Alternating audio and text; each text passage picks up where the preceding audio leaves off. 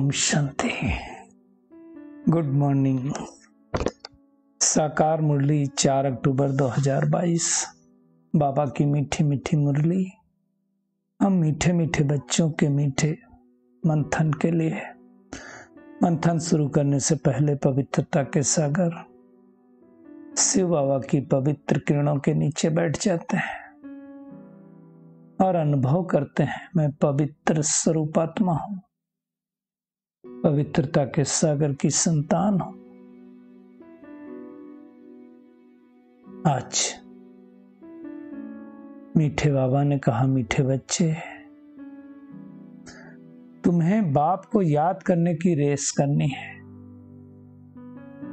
किसके साथ रेस करेंगे? एक तो जो अनेक आत्माएं हैं उनके साथ भी कर सकते हैं, और दूसरा खुद के साथ। कल कितनी देर याद किया, कितनी मेहनत से याद किया, आज कितनी देर याद किया। अगर बाप को भूलेंगे अर्थात परमात्मा को भूलेंगे तो माया का गोला लग जाएगा।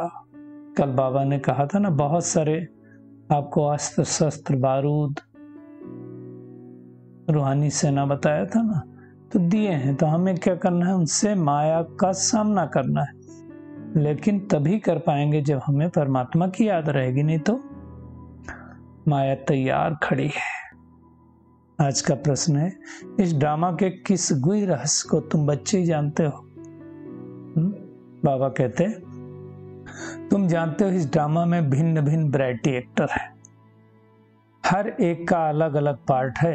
एक का पार्ट, एक के फीचर दूसरे से नहीं मिलते हैं। आज देखो, संसार में 800 करोड़ आत्माएं हैं इस सृष्टि पर। अगर आप कंपेयर करो तो किसी का फीचर एक दूसरे से नहीं मिलता। देखने में भी एक दूसरे जैसे नहीं लगते हैं। इवन जुड़वा भी होते हैं तो भी कुछ ना कुछ तो डिफरेंस होता है। शकल भी नहीं मिलती, और शकल मिल भी जाए तो फीचर्स।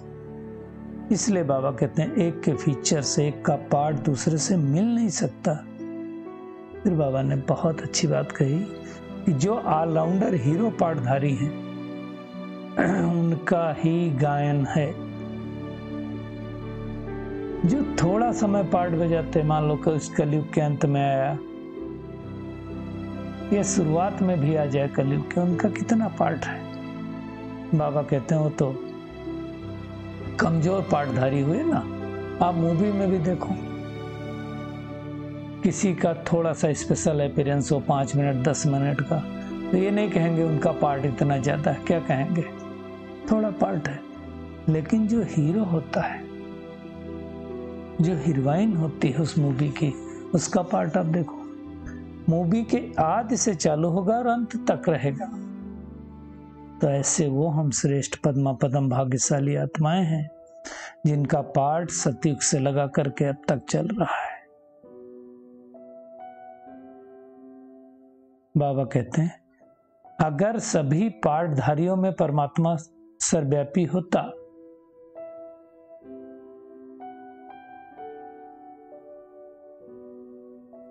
तो फिर बेहद का क्रिएटर डायरेक्टर कैसे होता?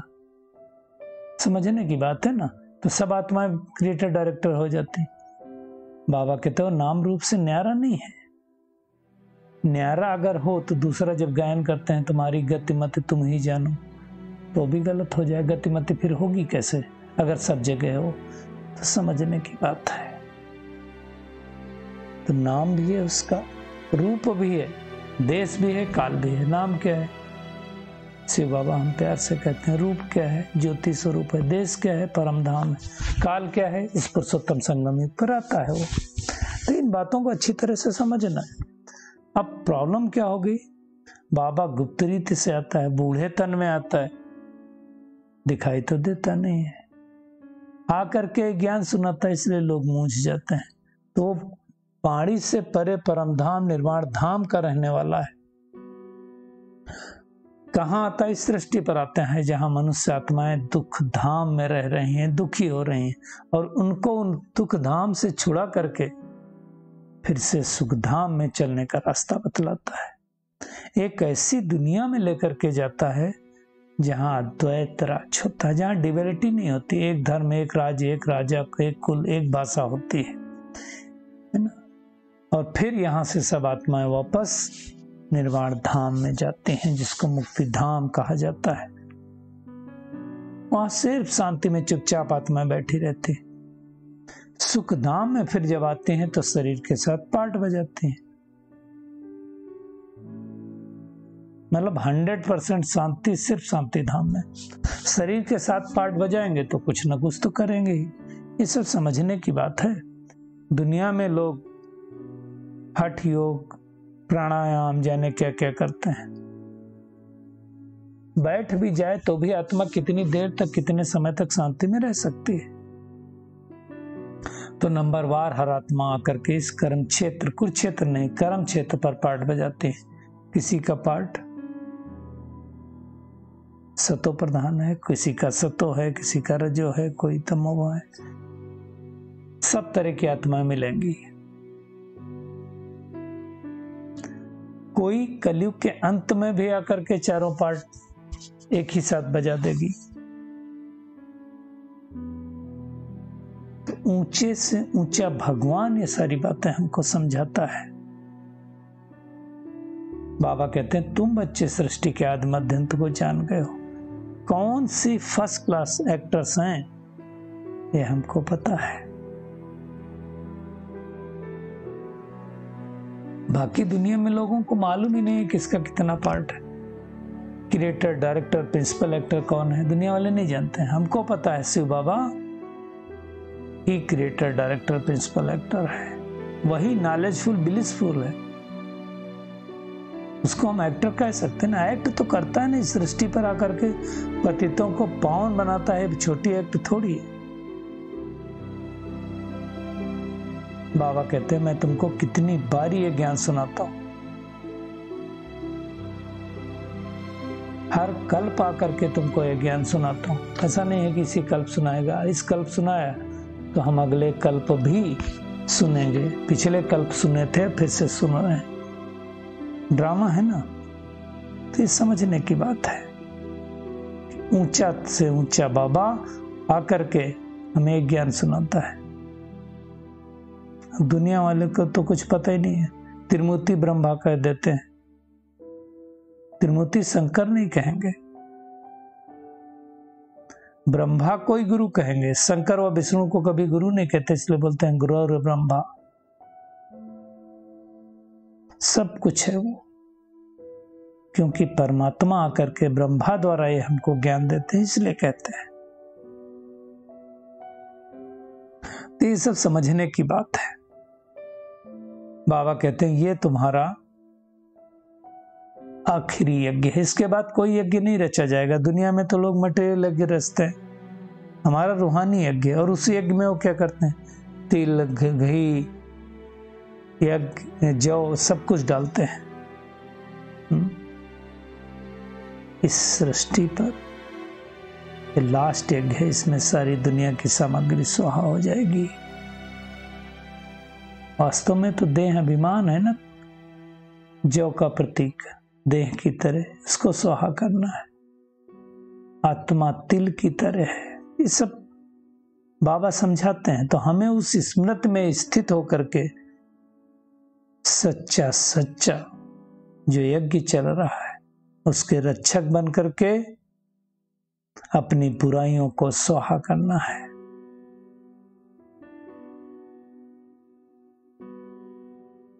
ये सारी बातें बाबा करके हमें समझाता है, हमें दुखों से लिबरेट करता है।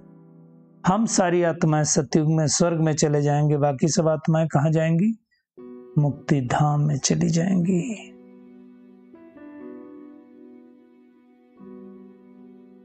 तो ऊंचे से ऊंचा बाबा करके पुरानी दुनिया से नई दुनिया बनाते हैं। समझने की बात, कब बनाते हैं, इसी समय स्थापना का कार्य चल रहा है। प्रजापिता ब्रह्मा के द्वारा, इसलिए प्रजापिता बोलते हैं, वो सूक्ष्मतन नहीं हो सकता है, यानी सारी प्रजा का वो पिता है। तो भगवान आकर के राजस, अश्वमेध, अविनाशी, रुद्र, गीता, ज्ञान यज्ञ रचते हैं। अश्व शरीर को कहा जाता है ना, घोड़े को भी कहा जाता है। तो हम रूहानी घोड़े हो गए ना। तो हमारी रेस किसी आम व्यक्ति के साथ नहीं, माया के साथ हमारी रेस है। माया को हमें पछाड़ना है। किससे? ज्ञान के गोलों के साथ। अब जब तक इस राजयोग को न सीखें तब तक ये सारी बातें हमारी बुद्धि में थोड़ी आएंगी। इसलिए बाबा कहते हैं संग तारे तो संग बोरे। अभी हम इस परमात्म संग को करेंगे तो 21 जन्मों की हमें बात सही मिलेगी। बाबा कहते हैं, युक्तियां बतलाते हैं बाबा और कहते हैं बच्चे, बाबा रांझू रमजबाज है, मतलब युक्ति बतलाता है कि ऐसे ऐसे करो, एक जन्म पवित्र बनो तो 21 जन्मों की बात सही मिल जाएगी। तो कितनी श्रेष्ठ बातें बाबा हमको समझा रहा है। तो आज क्या करना, सारा दिन में एक तो याद करने की रेस करनी है, पवित्र बनने की खुद ही युक्ति रचनी है जिससे 21 जन्मों की राजाई हमें मिल जाए। श्रेष्ठ बनने के लिए क्या करना पड़ेगा? श्रेष्ठाचार्यों से लेन देन करना पड़ेगा। एक तो स्थूल लेन देन होती हो तो मोटी बात हो गई, सूक्ष्म लेन देन, संकल्पों से भी जिस आत्मा को याद करते हैं उससे लेन देन हमारी हो जाती है। जिसके साथ बुद्धि योग लगता है उसके साथ एनर्जी एक्सचेंज हो जाती है। तो अब हमें क्या करना है? श्रेष्ठ श्रेष्ठ आत्माओं के साथ लेन देन करनी है, बाबा के संग सबसे ज्यादा लेन देन करनी है, तो हमारे अंदर वो श्रेष्ठ शक्ति आएंगी। आज का बाबा का वरदान है, सर्वशक्तिमान के साथ की स्मृति द्वारा सदा सफलता का अनुभव करने वाले कंबाइंड रूपधारी भव। बाबा कहते हैं अगर सर्वशक्तिमान बाप को अपना साथी बना लिया तो अगर हम कमजोर भी हैं और शक्तिशाली कोई हमारे साथ है तो हमको डर नहीं लगता है। आप देखो, आप कहीं भी जा रहे हो और कोई एक बहुत पावरफुल व्यक्ति आपके साथ हो तो आप डरेंगे नहीं। और जहां सर्व शक्तियां वहां सफलता ना हो, ये हो नहीं सकता है। लेकिन कब? जब कंबाइंड होंगे। अगर कंबाइंड रहने में कमी है तो माया असफलता करा देगी। फिर बहुत मेहनत करनी पड़ेगी तब सफलता मिलेगी। मास्टर सर्वशक्तिमान के आगे सफलता घूमती रहती है। तो ऐसा हमें बनना है। आज का स्लोगन है, सबकी दुआएं लेनी है तो हाँ जी का सहयोग करते हुए हाथ बढ़ाते चलो। आप देखो, संसार में जो हाँ जी करते हैं ना, किसी ने कुछ कहा उसका काम कर दिया, कुछ कहा वो कर दिया, उसको बड़ी दुआएं मिल जाती कि आत्मा कितनी अच्छी है। तो हमें भी हाँ जी का पाठ पक्का करना है। चलिए परमात्मा किरणों के नीचे बैठ जाते हैं और अनुभव करते हैं परमात्मा शिव के साथ कंबाइंड रहने वाली मैं कंबाइंड स्वरूप आत्मा हूं, मैं शिव शक्ति आत्मा हूं। श्रेष्ठ श्रेष्ठ कर्म करने वाली, श्रेष्ठाचार्यों से लेन देन करने वाली कोटों में कोई आत्मा हूं। मैं हीरो पाठधारी आत्मा हूं।